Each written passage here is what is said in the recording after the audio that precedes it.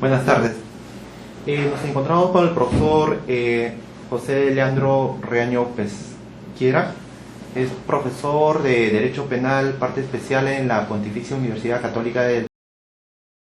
Derecho Penal, Penal Económico en la Universidad UPC. Profesor, esta tarde vamos a hablar sobre el delito de peculado que está regulado en el artículo 387 del Código Penal. Y bueno, la primera pregunta sería: en la actualidad,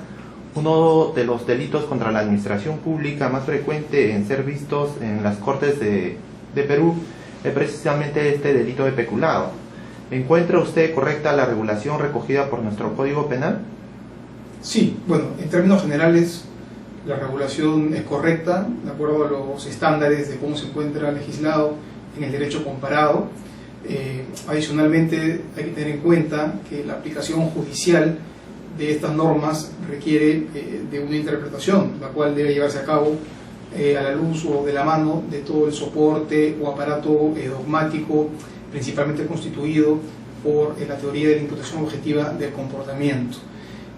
Sin embargo, de cara a lograr mayores precisiones en la parte especial, considero sí que sería beneficioso introducir una modificación vinculada a los efectos o al resultado lesivo que puede producir para la administración pública los casos de apropiación o de utilización indebida de caudales. Una regulación similar a la que tiene el delito de malversación de caudales en el artículo 389, según la cual el injusto es punible siempre y cuando se acredite la afectación del servicio público en cuyo marco se ha producido la desviación de los caudales. Me refiero porque de esa manera se podrían zanjar de una buena vez a nivel ya de la parte especial supuestos que podríamos denominar desde la perspectiva político criminal de insignificancia, o casos en términos de la teoría de la imputación objetiva de riesgo permitido, que formalmente pueden encuadrarse dentro de la tipicidad del artículo 387 que sanciona el peculado, pero que materialmente no revisten lesividad o la lesividad material necesaria para afirmar la configuración del injusto. Me refiero a casos en los que el funcionario le da a los bienes que administra un uso que no está a lo mejor permitido, sin embargo ese uso no implica la afectación del servicio encomendado. Ejemplo, digamos, en el ámbito de la administración pública, del Poder Judicial o del Ministerio Público, si un magistrado utiliza el correo o el servicio de internet que dispone para navegar por páginas que necesita para hacer una investigación para su tesis de maestría, o realiza, digamos, impresiones de 10 páginas de un ensayo que tiene que presentar en la universidad, si uno, bueno, contrasta ese hecho con la regulación del artículo 387 del Código Penal, podríamos considerar que es un funcionario público que está administrando caudales con ocasión o por razón de su cargo, y como tal le está dando, está utilizando para sí los bienes, los caudales que administra, o se está apropiando para sí, en este caso, digamos, de las 10 hojas bond y de la, digamos, del toner que puede haber gastado en la impresión. Pero claro, visto esto desde una perspectiva teleológica de cuál es el fin de protección de la norma, estamos claros que son supuestos que no son sancionables, ¿no? Eso, claro, a raíz de una interpretación. Si se hace una interpretación conforme a los cánones de la teoría de la imputación objetiva, estamos ante un caso de riesgo permitido, un caso de insignificancia. Sin embargo, eso se solucionaría si en el artículo 387,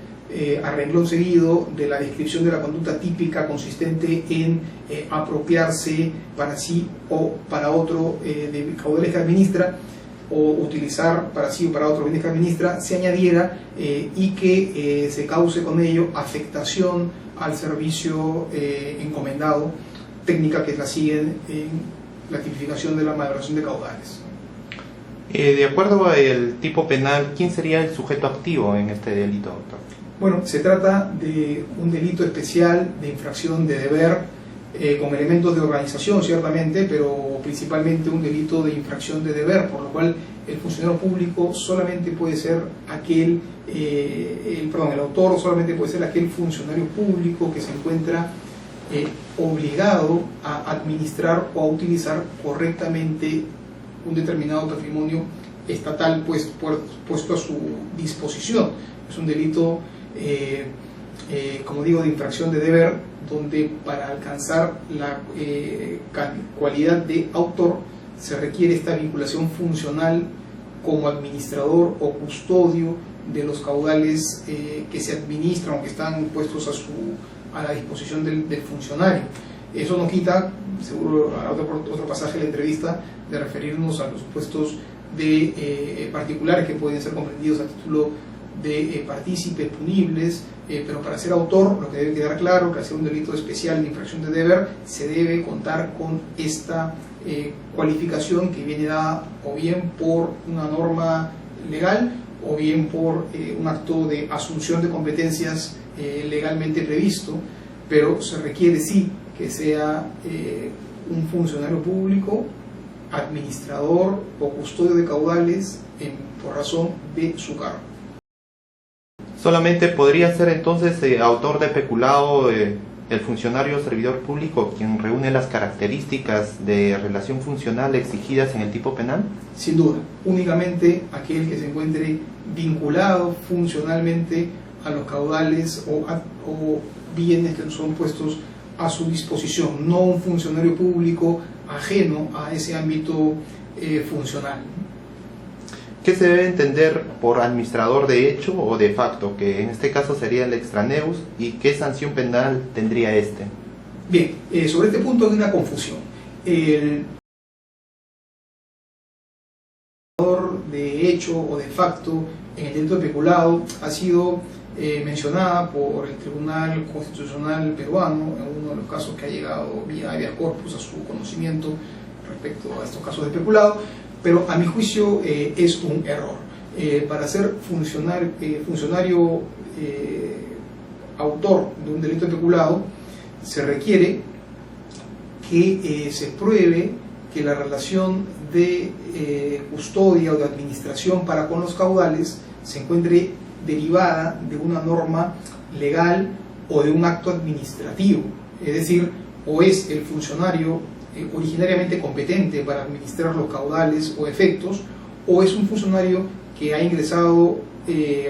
a administrar esos bienes vía delegación de competencias o de facultades, porque el funcionario originario tiene la competencia para delegar, el funcionario delegado es alguien también idóneo para recibir este encargo, y la administración pública o el sector de la administración en el que se encuentra incardinado este funcionario permite este acto de delegación de competencias, pero de ninguna manera puede alcanzar el estatus de autor de este delito de infracción de deber un denominado administrador de hecho o de facto, es decir, aquel funcionario o persona privada que por alguna razón tiene,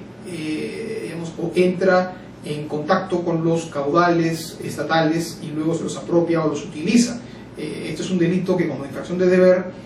está orientado a tutelar los deberes de lealtad que tiene el funcionario para con dichos caudales, y esos deberes son impuestos de manera institucional. Debe accederse de esta manera institucional. Podemos hacer otro ejemplo, en el caso de delito de prevaricato, que también es un delito de infracción de deber positivado. Autor solamente puede ser el juez o el fiscal que dicta una resolución contraria a ley, o citando normas derogadas, o citando hechos falsos o pruebas inexistentes. No puede haber pues un juez de facto, digamos, no podría ser, por más que el juez autoriza al secretario de juzgado a firmar la sentencia o el auto, el secretario nunca podría prevaricar en nuestro sistema legal. En el peculado sucede conceptualmente lo mismo. Sin embargo, hay ámbitos de la administración que sí se permite la delegación. Hay muchos ejemplos, ¿no? Digamos, en un ámbito ministerial, quizás el titular del pliego presupuestario puede en la práctica delegar, porque digamos, se le reconoce esa competencia, ciertos actos de administración en otros funcionarios de su cartera. Y en virtud de esta delegación, un funcionario que originariamente no era el administrador asume esa competencia, de modo que el funcionario delegante se desvincula en alguna medida de esa obligación y es asumida por el funcionario delegado que asume esa competencia, ¿no? Eso puede dar incluso supuestos de autoría confluyente o autoría accesoria, en la medida en que el funcionario que delega mantiene una posición de garantía residual respecto de la actuación del funcionario delegado. Pero respondiendo puntualmente a su pregunta, creo que deberíamos tener claro que el administrador de hecho del ajeno al autor del delito, y la figura del extraneus más bien la ocupa un particular, y su punibilidad no reside en actos de administración desleal, sino más bien reside en actos de instigación o cooperación con funcionarios competentes en actos de apropiación o desviación de caudales. Siendo el delito de peculado un delito de infracción de deber, ¿de qué manera infracciona el funcionario público ese deber extrapenal que procede de otros ámbitos jurídicos? Bien, el funcionario público quebranta o infringe su deber cuando exterioriza u objetiva determinado comportamiento que tenga un sentido inequívoco de desviar los bienes o caudales de la administración hacia una esfera de dominio privada o ajena del ámbito funcionarial. Son casos en los que, como delito de infracción de deber, se requiere cuando menos esta exteriorización de cara al cumplimiento del principio del hecho, ¿no? de los pensamientos no delinquen, ¿no? Se requiere necesariamente esta exteriorización u objetivación, es decir, en la práctica será pues mediante alguna disposición por escrito o quizás verbal, dependerá del soporte probatorio que se tenga, acreditar que ha habido una objetivación o exteriorización destinada a desviar caudales de administración pública hacia un ámbito privado. En virtud de que la sanción prevista en el tipo se funda en la inobservancia de un deber especial que tiene el funcionario público y que tiene un deber de garante para con la sociedad y el Estado, de suerte que debe de evitar la lesión de los intereses de la administración pública, ¿esta infracción se podría dar por una acción o por una omisión? Ciertamente, la acción y la omisión se encuentran equiparadas en el plano de las estructuras materiales de imputación, es decir, al tratarse de un delito de infracción de deber, lo importante es que el funcionario público cumpla con las expectativas de actuación positiva que le impone la institución, es decir, él está obligado a administrar correctamente los caudales que son colocados dentro de su esfera de dominio, que son de propiedad del Estado. Si para asegurar esa administración debe realizar actos equivalentes a una acción en términos naturalísticos, o más bien debe abstenerse de ejecutar otros actos o debe neutralizar actos de terceros, dependerá de cómo se configure la organización o el status quo de la organización. Lo relevante es el cumplimiento de los deberes positivos, porque recuerden, como delito de infracción de deber, el fundamento de la punibilidad reside en el quebrantamiento de los deberes positivos, que se pueden quebrantar mediante un hacer o mediante un no hacer. De hecho, la norma, el artículo 387, regula la modalidad omisiva, una modalidad de comisión por omisión imprudente, en el supuesto del funcionario público que por culpa da ocasión a que un tercero sustraiga los caudales que están puestos a su disposición. Ese es un caso que se criminaliza, en mi juicio, acertadamente. Es un supuesto de comisión por omisión, donde el funcionario público, administrador de caudales, no es él quien de propia mano distrae los bienes que administra de una esfera pública a una privada, sino permite que es un